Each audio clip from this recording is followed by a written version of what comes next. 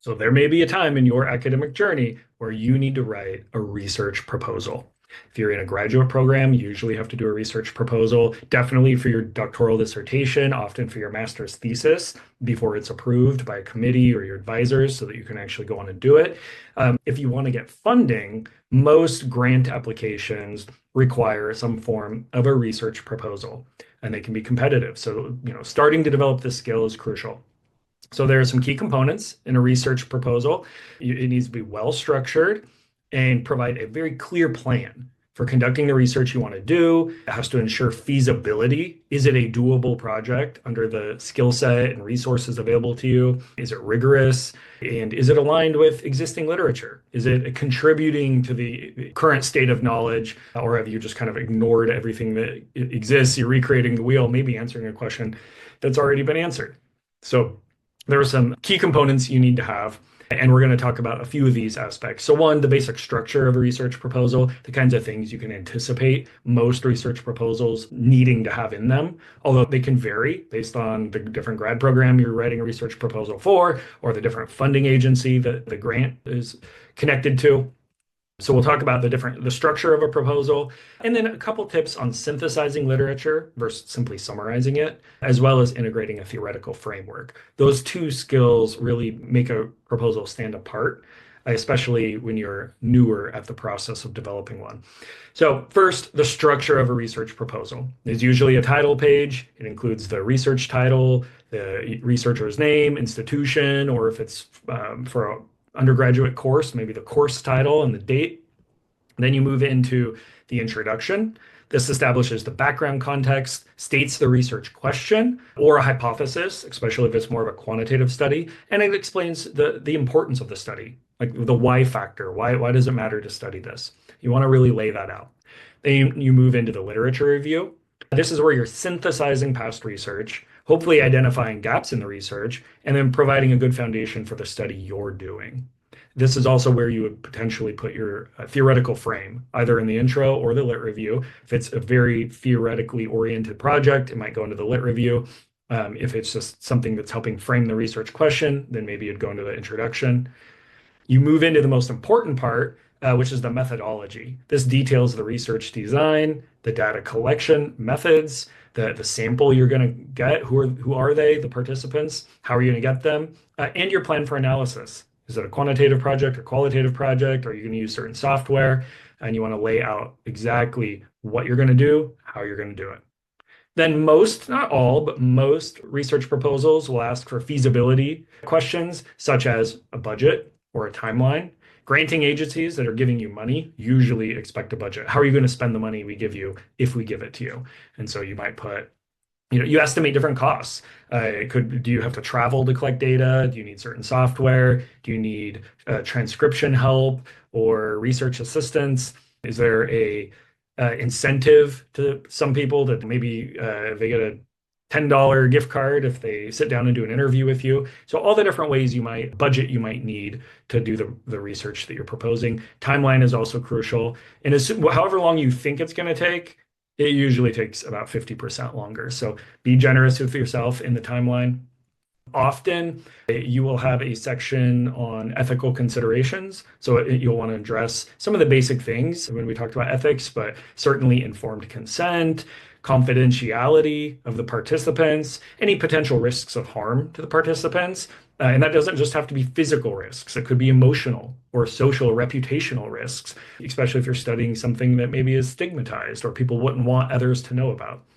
Then there will often be an expected outcomes and significance of the study, meaning what do you anticipate the main contributions of the research being? This is sort of a more expanded version of the so what they do in the intro, but why would it matter if this study was done? What would we gain? What knowledge or understanding is your study going to help, reveal for the broader population?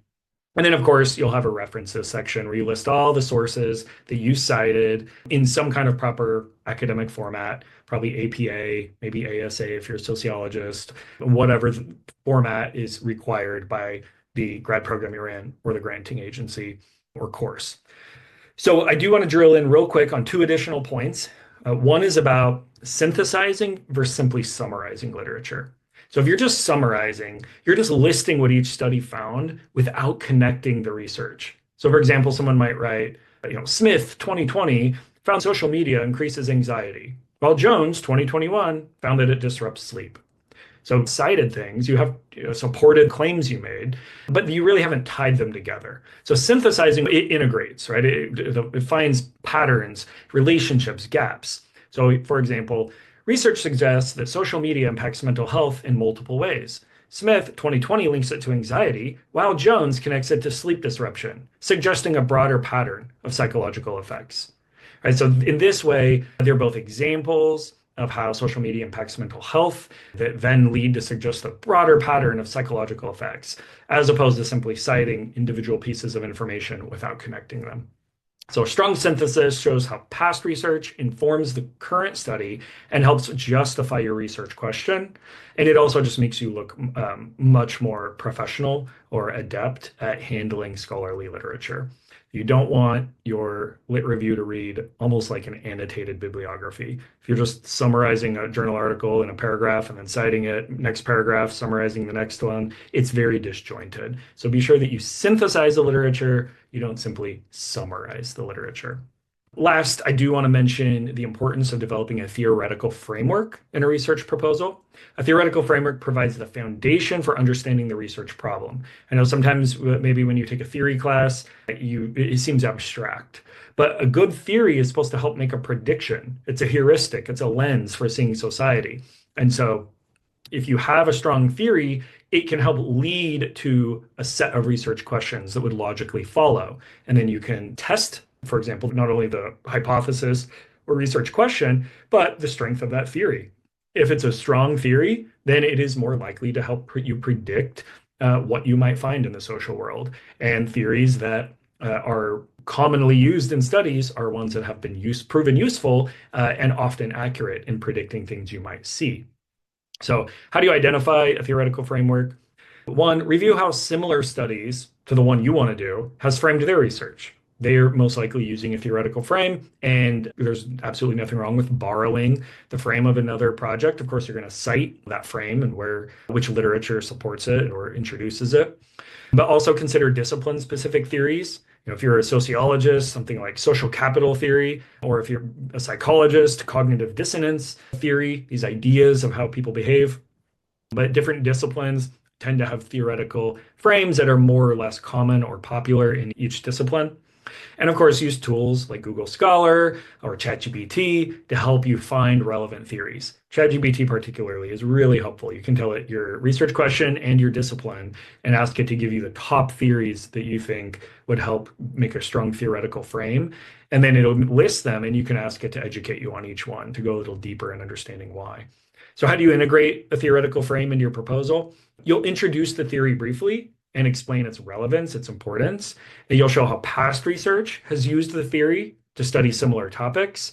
And you'll explain how the theory informs the research question and study approach. It sort of puts a scholarly backing on why you want to do this study and what you might anticipate. So, for example, using social comparison theory to study how social media affects self-esteem by analyzing upward and downward comparisons. Right? So social media, we can study that and its impact on mental health or well-being or how happy people are. But by using social comparison theory, which the theory predicts that people will be looking at upward comparisons and downward comparisons. And so it helps frame how you would look at social media. It's not just, are people on social media happier or sadder? It's, are people who use social media making more upward comparisons and downward comparisons? And does that affect the way they feel about themselves? So you see a theory allows you to be a bit more nuanced because these theories were developed in most cases also through empirical research. And so people propose a theory often after they've done a significant amount of research in an area. So there are thousands and thousands of theories out there, but you usually want to build on the work of scientists that have come before rather than just doing your own. You don't want to propose your own new theory until you've done a significant amount of research in an area. So certainly if you're new to doing research, build off of theories that exist, save proposing your own theories for much later in your academic career, if that's indeed what you're going to pursue. So A strong research proposal is well structured. It synthesizes literature effectively. It incorporates a theoretical framework to justify the study. And if you master these elements, you'll have a clear, feasible, rigorous, well-written proposal that will very much speed you along in the research process, especially if you then have to actually do the study that you're proposing in the research proposal. If you're applying for grant funding, you're going to increase the odds to be successful in receiving or securing the funding you're seeking.